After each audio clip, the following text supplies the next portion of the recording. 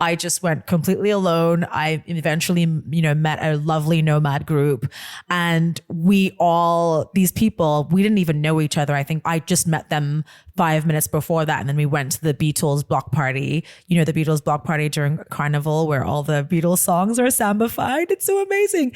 And Hey Jude comes on, Hey Jude sambified, and all 10 of us are crying.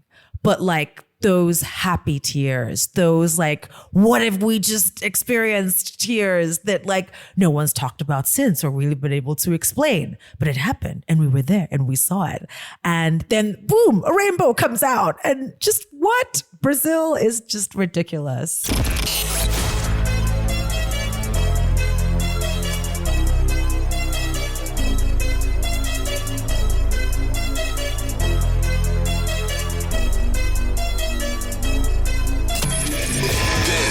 Is the Maverick Show, where you'll meet today's most interesting location-independent entrepreneurs and world travelers, and learn the strategies and tactics they use to succeed. And now, here's your host, Matt Bowles. Hey everybody, it's Matt Bowles. Welcome to the Maverick Show. I want to start off by inviting you to subscribe to the Maverick Show's Monday Minute email newsletter so you can kick off each week with a super short newsletter that you can literally read in 1 minute. So there's no long articles, just 3 high value bullet points each Monday that I've put together for you that could include the best travel gear and gadgets I'm using, or my favorite destinations and what to do there.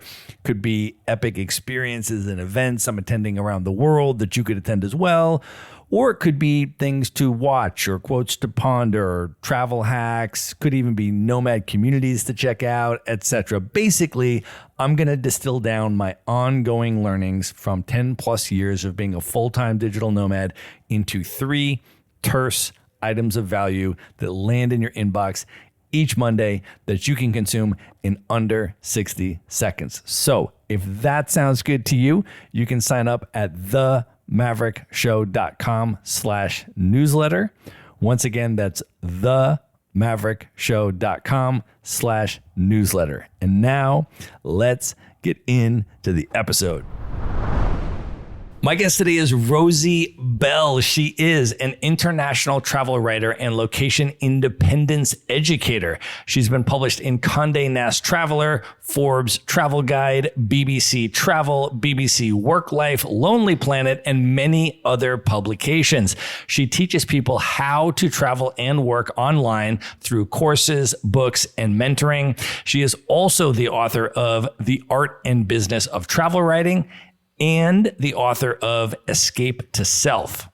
Originally from Nigeria, she has been a digital nomad for 7 years and has now traveled to over 40 countries. Rosie, welcome to the show.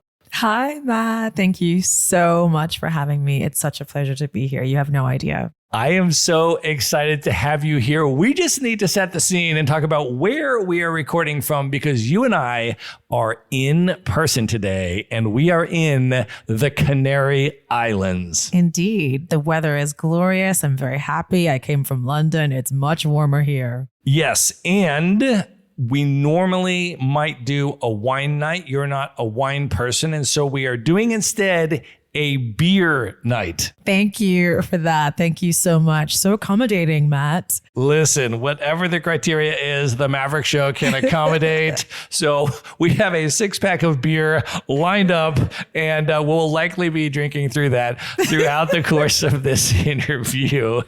Can you share a little bit just though for folks about what it has been like here? We are on the island of Tenerife. For people that have never been, what is it like? The weather is amazing. We've just had this lovely dinner. People are sitting al fresco. It's just like that lovely, low-key, laid-back Spanish life. It's wonderful. I love it. It's my second time here. It's amazing. Late night dinners, go out for a dinner around 10, have an unbelievable entree of any kind. If you like seafood, it's spectacular here. Just had some tonight together, and wine is insane. If you are a wine drinker, really, really delightful. You have both the mountains and the beaches here.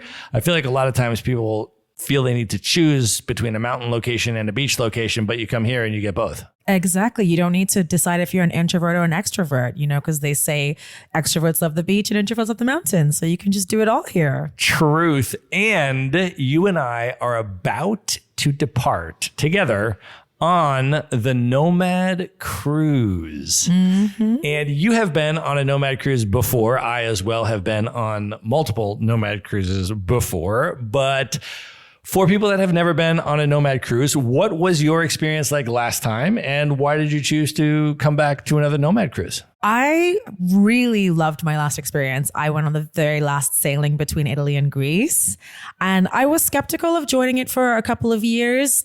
I don't know. I'd heard that people said that it can be a little bit full on. There's so many people. There's so many things to do. You never really know. There's just too many choices, essentially. I'm so happy I did. I genuinely feel, without being a lot too elaborate, that it changed me in certain ways. It was really nice to just immerse myself into this community. And I met so many people who have inspired me tremendously professionally. I've met people who are just so inspiring and accomplished and yet still so humble.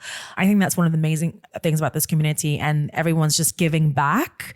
All the speakers, the workshops, the masterminds, everything. People are just giving their time, and there's honestly nothing more precious than that. Well, you are one of those keynote speakers on this cruise. I am super excited to attend your talk. I have already booked it on my calendar, and I will be in the front row. Can you share a little bit about what you will be speaking about on this upcoming Nomad Cruise? I'm also looking forward to your talk, and I'll also be there at yours.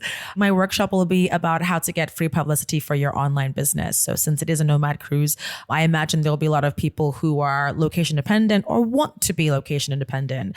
And so I'm essentially going to be imparting information about things that I wish I knew when I first started my first business in general, but also my first online business, ways to make the media your friend. And since I'm a journalist, I do have some information about that. So I'm going to be talking to people about how they can harness the media, get those big name publications, and ultimately grow their businesses. I am going to be there, number one, obviously to support you, but also to be taking notes for myself. I am super, super excited for your talk. And then we will be on this cruise. We are crossing the Atlantic, and we are going to end up in Salvador de Bahia in Brazil. Brazil, which is, you and I both, I think, share a uniquely profound love for Brazil. I am regularly asked about favorite countries, and I'm like, I don't have a favorite country. That's why I'm a nomad. I travel all over the world. Like, come on, what is it really? I'm like, fine, it's Brazil. And I feel like you and I have bonded over our love for Brazil. Can you share a little bit about some of your previous experiences in Brazil and what was so uniquely endearing and compelling to you about Brazil? How much time do we have? Because I could go on all day, all night. It's almost impossible to quantify. I think I've shared with you a little bit about, first of all, just Rio, just from an aesthetic point of view, how its beauty is genuinely unfair to every other city in existence. It's just insane. Natural beauty. It's insane. Another place that has the beach and the mountains, but you want waterfalls, you want beaches, you want culture, you want the music, and just, I think my love affair with Brazil started because I was sort of mildly indoctrinated by my mother, who loved Brazil. She grew up loving Brazil. She'd never been there, but it was just this place that had a presence in our home. And when I went there, it was a very sort of strange homecoming. Also, my family's Nigerian, and I found a lot of very similar food there. I just loved the combination of cultures, the music. The music really does something to me. Everyone's always moving, people just breaking out into samba dancing, on the street, just like casually at 5 p.m. And the longest place I've ever lived was London, which is very, very different to that. No one's really just sort of dancing in the afternoon afternoon without any beverages anyway. There's just so much to love about Brazil. And it's just a massive, massive country. And not even just the beauty in Rio as well. I then went to the Northeast. I went to Jericoacoara as well. You know, these massive, massive dunes overlooking the water. It's just, it doesn't make any sense. It's unfair. And if I could speak Portuguese fluently, I would be there. I would be living there. Listen, I feel very similarly. I have been to Brazil 3 separate times, and I have been to 3 separate parts of the country as well. My first time in Rio, I was there for 2 months, and I was like, I don't want to leave Rio for a single day, because how could anything else possibly be better than Rio? I don't want 59 days if I can have 60. I'm not seeing any other part of Brazil. I'm not doing it. How could it be better than this? And then I'm traveling around, and then I meeting with other travelers, having the favorite city discussion, and I meet this woman who's more well-traveled than me. And what's your favorite city? Without flinching, she goes, Sao Paulo, Brazil. I said, Sao Paulo. She said, yeah. I said, you been to Rio? She goes, yep. And then you been to Istanbul and Tokyo? And then she's like, yep. Hands down, Sao Paulo. Wow. And I was like, tell me why. And then she starts telling me, and then I'm like, I gotta go. So then I went back to Brazil by myself just to go and experience Sao Paulo. And it blew my mind in very different ways, some overlapping ways, but also very different ways than Rio, but similar to what you're saying, right?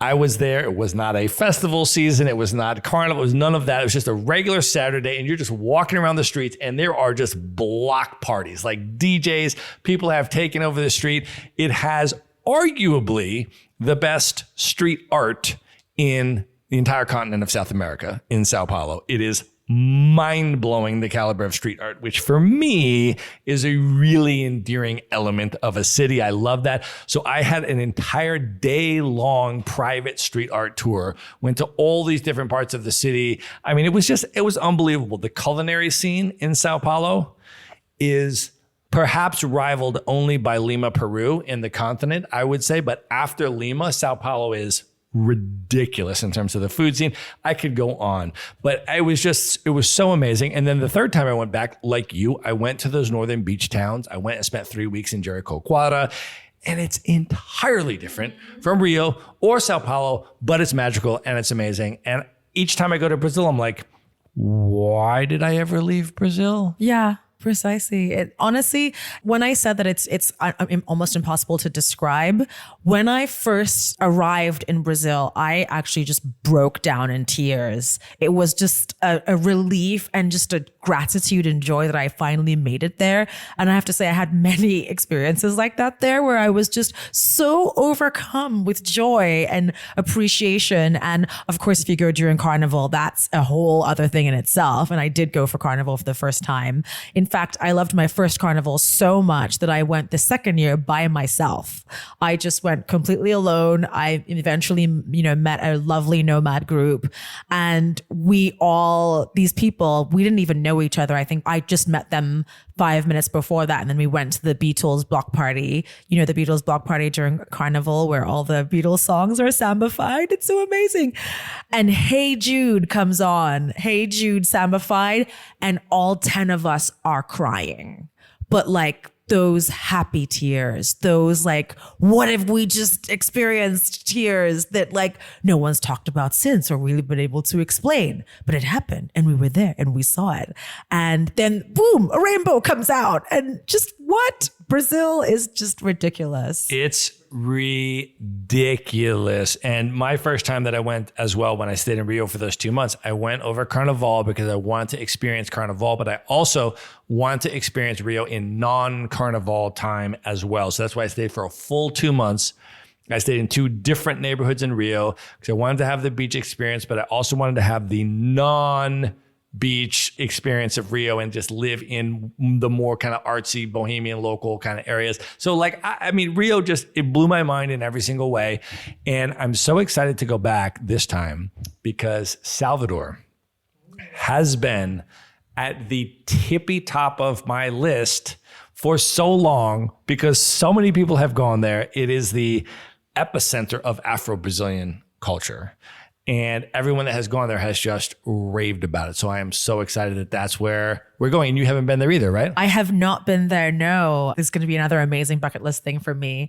I was just in London, I would say 2 weeks ago, and I went to the travel trade show, World Travel Market, and I met the Salvador Tourism, and this beautiful Baiana gave me this bracelet that I'm wearing.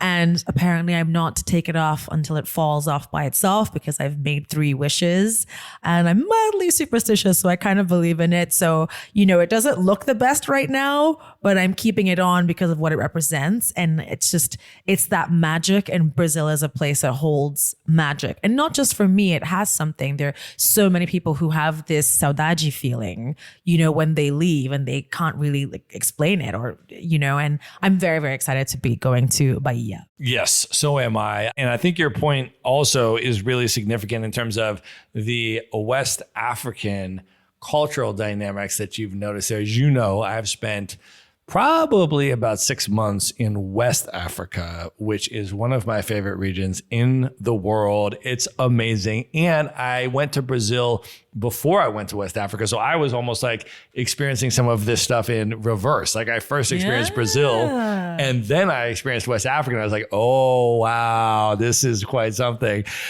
I feel like that's where we should actually go back now and start with your story from the beginning, because you are from the amazing country of Nigeria.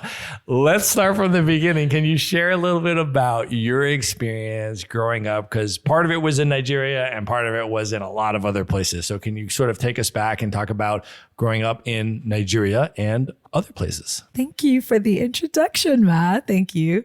So yes, I was born in Nigeria. I was born in Lagos, which I feel a lot of people know more about Lagos and more about Nigeria now, thanks to the music, which is amazing. So I was born in Lagos. My dad was a diplomat. And so we left shortly after that and moved to Namibia. And I lived there for a couple of years. So Namibia, Southern Africa, borders South Africa. Again, that's a place that when I lived there, a lot of people had never heard of it. And in fact, when I left Namibia and many years later moved to Holland, and I would mention it to people, they would say, Namibia, that's not a real place. You've made up this fantasy kingdom that you lived in. And now Namibia is super hot. And people are like, oh, have you heard of Windhoek? Yes, I've heard of Windhoek, actually. Thank you very much. Yes, I am Nigerian. And yeah, my experiences there have definitely shaped who I am, even though I left when I was very young. But there are still certain things that I didn't even realize that I had retained. For instance, Nigerians are quite competitive and very into Scrabble. And Scrabble is something that, in my family is like, that's where we argue. That's our thing. And Nigeria has been the global world champion in Scrabble, I think 2 or 3 times. This is something that not many people know. We are very competitive, as they say, Naija no dey carry last. We are just very competitive. You kind of always have to do better than your parents did. And my dad did quite well. So I think we always had this idea that, you've got to try, you've got to be better, you've got to do things. We're always very ambitious. Everybody always, Nigerians, we want to do well. We want to look good. We want to feel good. We want to sound good. We want people to think good about us. But yes. So I traveled around a lot, and those different places that I've lived have impacted me in different ways, for sure. So where did you go after you went to Nigeria? Then you went to Namibia, and then it was back to Nigeria. Indeed. Right. And then from there, what was the rest of that journey like? In Nigeria, it was in Abuja this time, so not in Lagos. Lived there for a couple of years and then moved to the Netherlands or Holland in The Hague. So I lived in The Hague ever since I was around 12, 13. And I grew up there. Very idyllic, nice life by the North Sea. And then moved to London when I was 17. And that's the longest I ever lived anywhere. So with my dad's job, we were very itinerant. So, you do a couple of years abroad, then go back to Nigeria, go a couple of years abroad, come back to Nigeria. So I'd never lived anywhere for more than 5 years up until, my 20s. So that was something that was interesting to deal with because I didn't know how to do that. I didn't actually know how to live in a place where you weren't always preparing to go somewhere else. So I think that kind of makes sense as to why I'm a nomad now. It's kind of a no-brainer, and also a travel journalist where it's literally my job to travel and write about those experiences due to that sort of peripatetic diplomatic upbringing. What would you say was the impact of the experience of being a third culture kid and growing up in that way and having that lens and that view of the world? How did those experiences shape you, would you say? I think it's given me a sort of superpower in a way that third culture kids have. Like, I'm not saying that I'm like Barack Obama, who is somebody I very much respect, but he's a third culture kid as well. He's got these two very different backgrounds.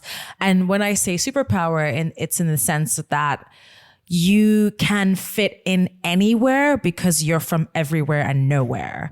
You can gain membership to any society because you have been a chameleon. That's, ever since that's your de rigueur, your status quo is being a chameleon. But then the flip side of that is you never really fully have membership to any one group. So this side of your people might question your loyalties during the World Cup or the Euro Cup or whatever. That, I'm boiling it down to something very almost trivial, but in a way, you can go everywhere, but never fully be from anywhere. And so when you were then based in London, can you talk about your more traditional path that you began to pursue there once you got the sedentary life that you hadn't had and you were interested in trying and you tried it out? How did that go for you? Well, I think, hindsight is the best, it's 2020. Hindsight is 2020. You see everything clear when you're looking back. You don't know when you're in it.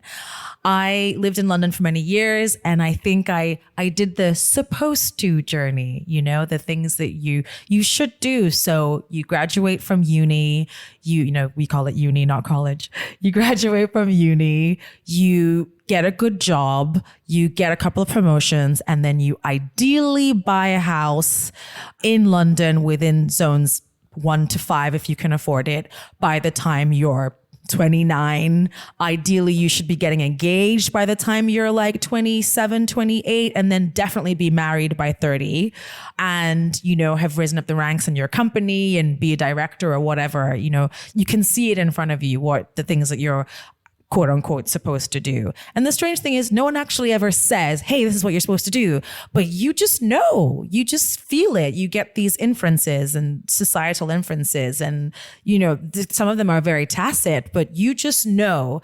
And when you're not doing those things, you really doubt yourself and question yourself whether or not you ever really wanted them to begin with in the first place.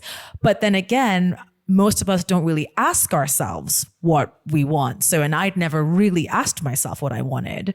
So I went to uni and then I got my dream job, which genuinely was my dream job. I wanted to work in advertising, and that was what I'd worked towards when I was in high school, even internships, university, all of that stuff.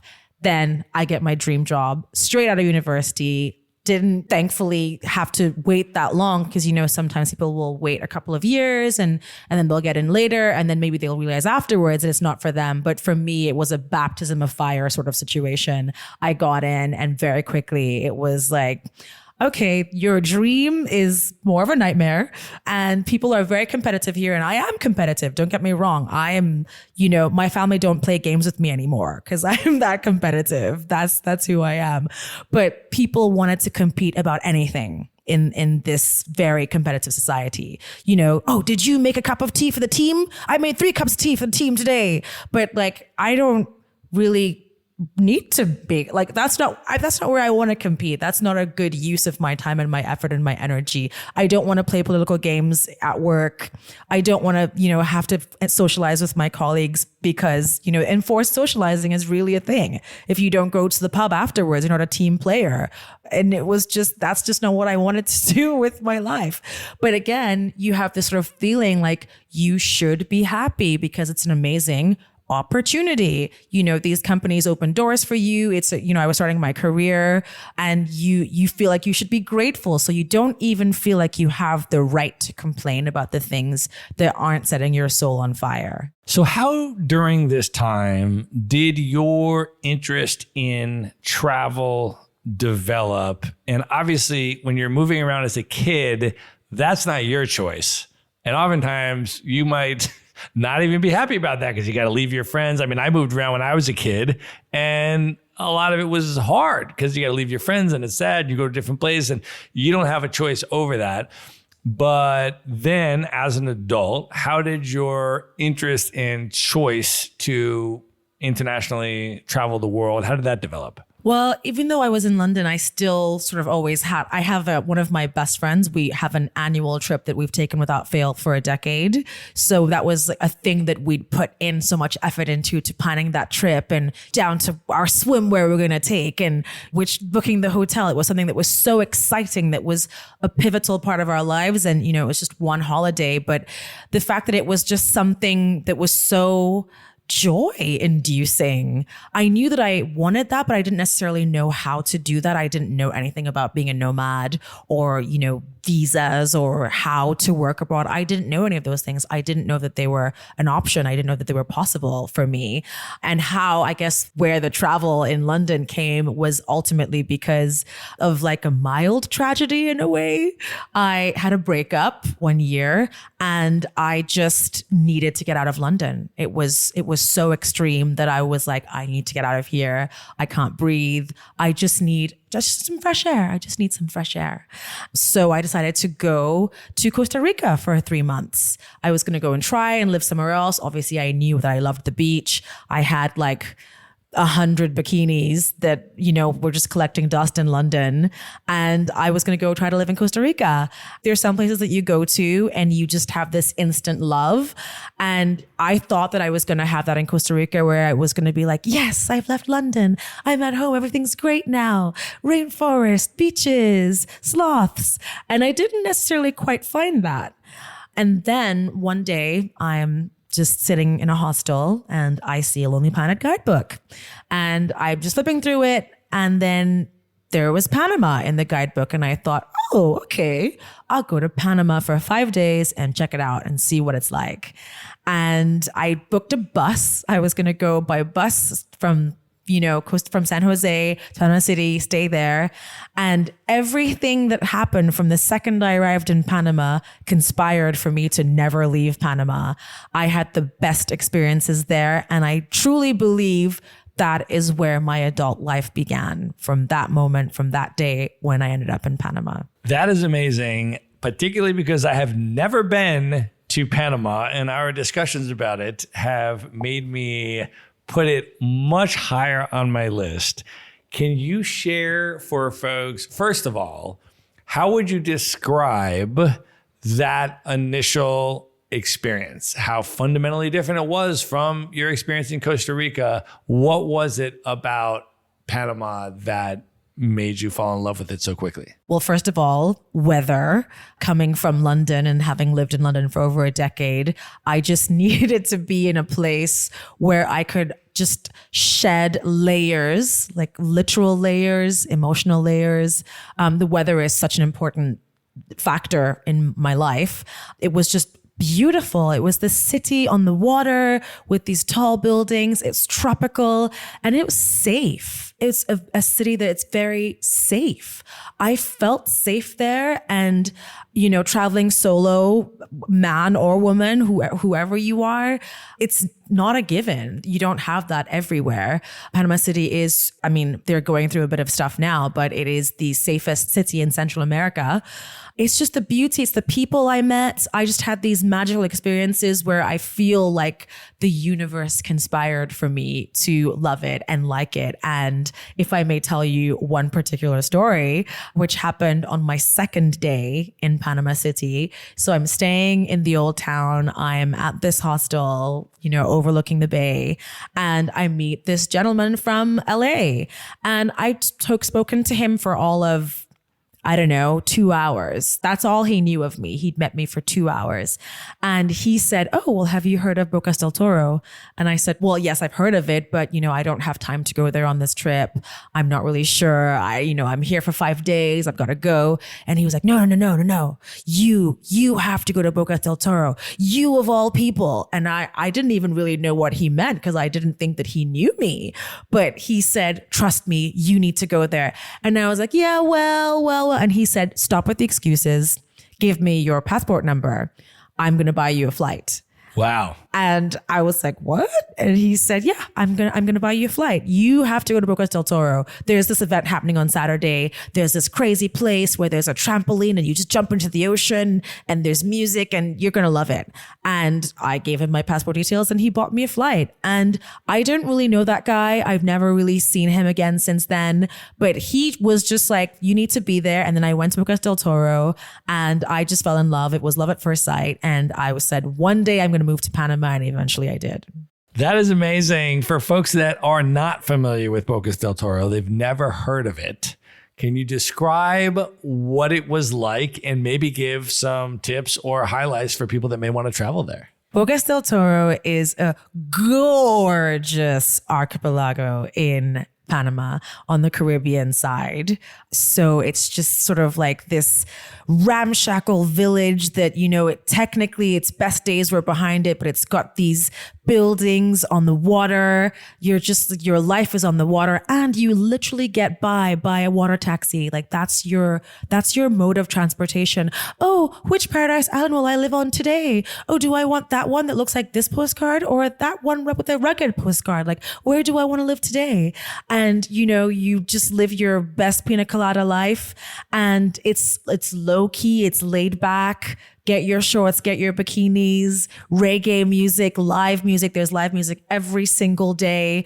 There's this running joke, like many Caribbean islands, that, the 3 lies of Bocas, and one of them is, I'm leaving tonight, because no one's ever leaving. No one ever just stays for one night and no one ever visits just once. It's one of those places that just transfixes you from the vibes and also just the beauty, because it's just one of those places. And it really has my heart. I now write about it for Lonely Planet, which is interesting because Lonely Planet is what got me to Panama in a way, just reading that guidebook. And now I write the guidebooks myself, which is really interesting. But yes, it's this gorgeous archipelago and you choose your paradise essentially between 9 main islands. Well, I know that you also love Panama City. Can you talk a little bit about what is it like in Panama City and what tips or highlights do you have for people that would want to visit? Feeling hot.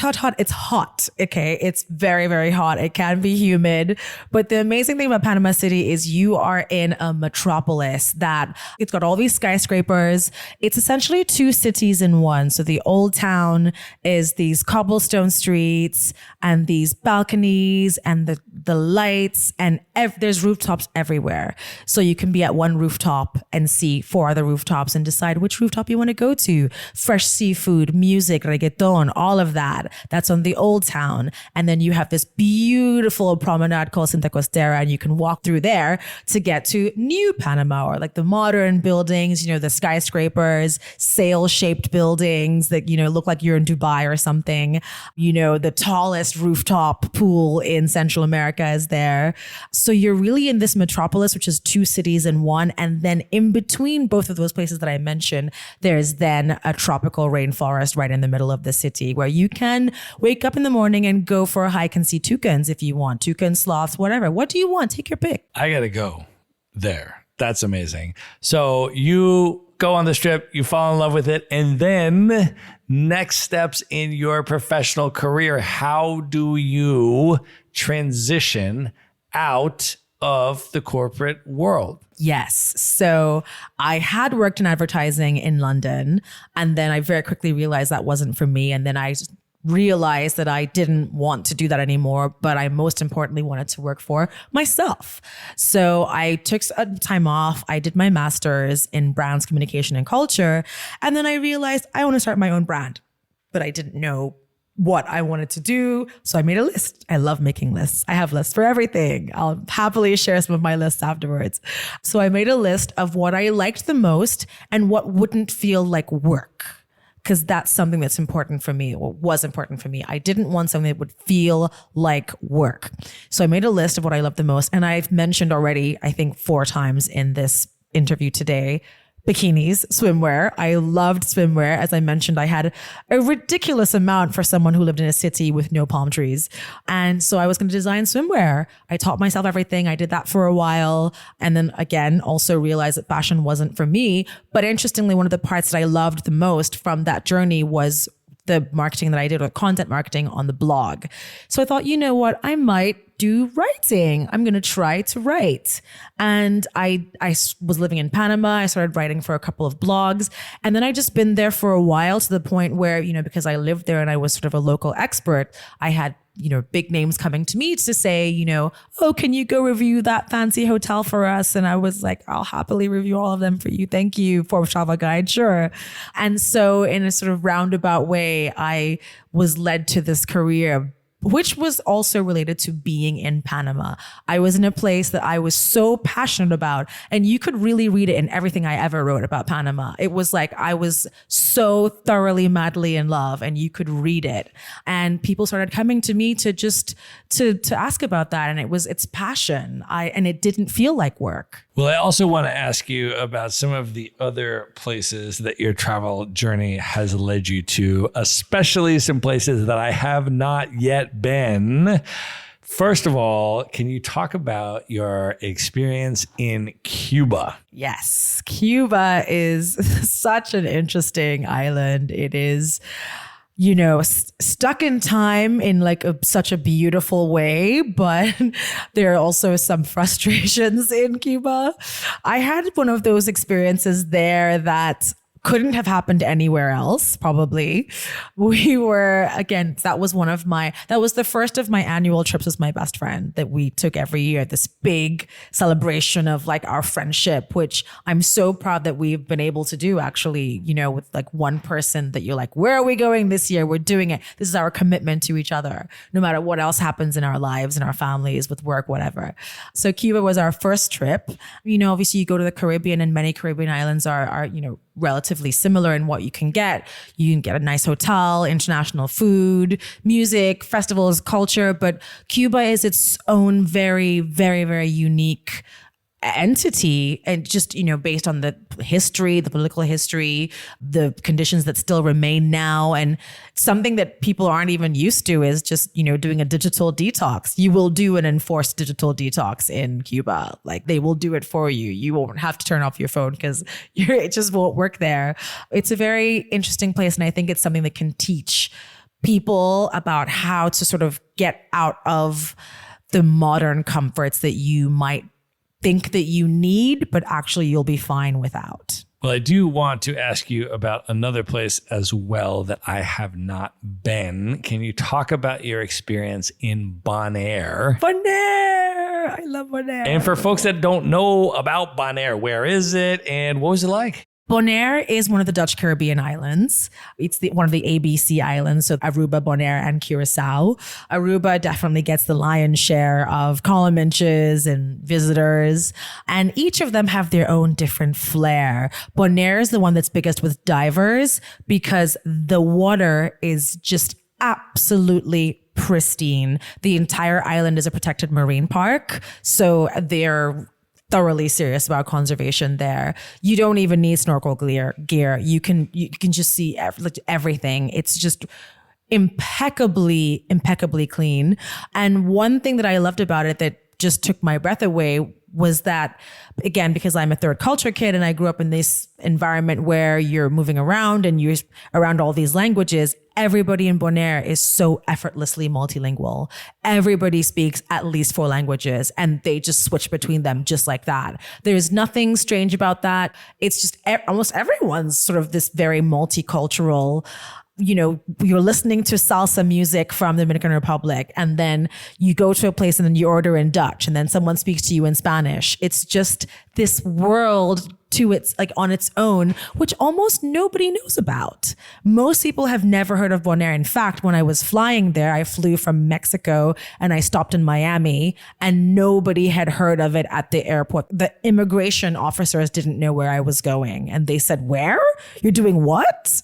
So it's just this very unique place that is, yours to take if you want somewhere that probably nobody else has been to, nobody knows anything about. And there's much more to it than just diving. But the waters were just pristine. And if you like snorkeling, if you love swimming, if you love diving, even if you don't, if you just want like that taste of Caribbean culture, that's just, I'm transfixed. Well, I do also want to ask you about Mexico. I know that is a place that you have spent a lot of time and is very near and dear to your heart, as it is to mine. You and I have talked a lot about our love of Mexico. I was just in CDMX about a month ago, and I try to go as often as I can. It is just such a special place. But what have your experiences been like in Mexico and some of the highlights and things that you love about it? Ooh, this is one of those other ones where it's like, where do I begin? I think a really easy starting point, which most people will be able to understand, is the food. If you don't like the food in the place, if I don't like the food in a place, I find it hard to feel comfortable there. I don't know about you, but my sister jokes that every time she calls me, she says, oh, you're eating tacos again? Oh, more tacos? You really love your tacos. There's just tacos of every variety, but obviously it's much more than just tacos. Just the change in culture from this place to that place. And you go to Oaxaca and they have this festival and you go there and that's how they do Day of the Dead. There's just so much to learn. And I feel a sadness about that because I feel like I actually grew up most of my life only hearing bad things about Mexico.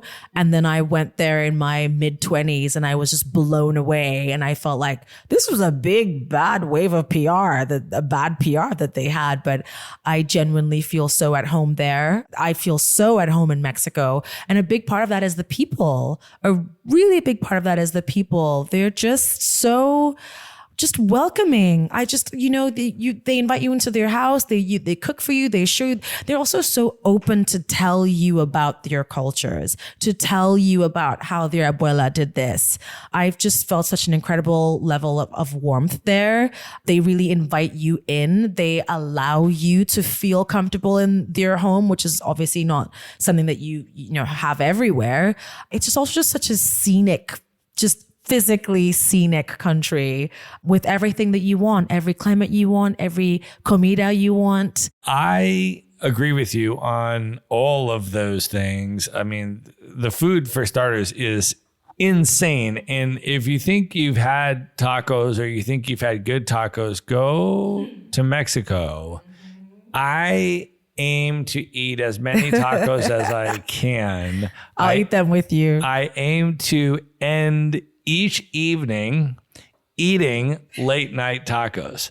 No matter what I'm doing, if I'm out at this or if I'm out at that or whatever it is, on the way home at any hour, if it's an early night, if it's a super late night, doesn't matter.